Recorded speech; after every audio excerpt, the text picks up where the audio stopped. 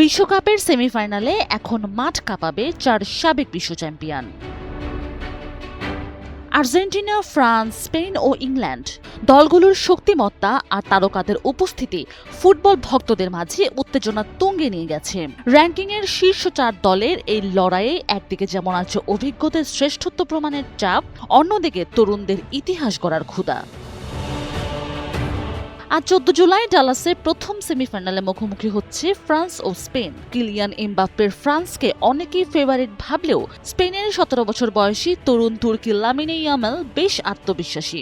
Yamal সরাসরি বলেছেন, এটি বিশ্বকাপের সেরা 2 দলের লড়াই এবং তারা কাউকেই ভয় পায় না। অন্যদিকে এমবাপ্পে সতীর্থদের সতর্ক করে জানিয়েছেন, ট্রফি না জেতা পর্যন্ত তাদের এক মুহূর্ত ছাড় দেওয়ার সুযোগ নেই। বসুন্ধরা টিস্যু, অশুদ্ধতার বিরুদ্ধে এক বিন্দুও ছাড় নয়। আগামীকাল 15 জুলাই আটলান্টায় দ্বিতীয় সেমিতে লড়বে আর্জেন্টিনা ও ইংল্যান্ড। আর এই ম্যাচের মূল আকর্ষণ লিওনেল মেসি। 39 বছর বয়সে এসে ক্যারিয়ারে প্রথমবারের মতো ইংল্যান্ডের মুখোমুখি হতে যাচ্ছেন এই ক্ষুদে জাদুকর। মেসি নিজেই একে বিশেষ ম্যাচ হিসেবে দেখছেন। অন্যদিকে ইংলিশ অধিনায়ক হ্যারি কেনের লক্ষ্য পরিষ্কার, দীর্ঘ প্রতীক্ষার অবসান ঘটিয়ে এবার যে কোনো মূল্যে ফাইনালে যাওয়া।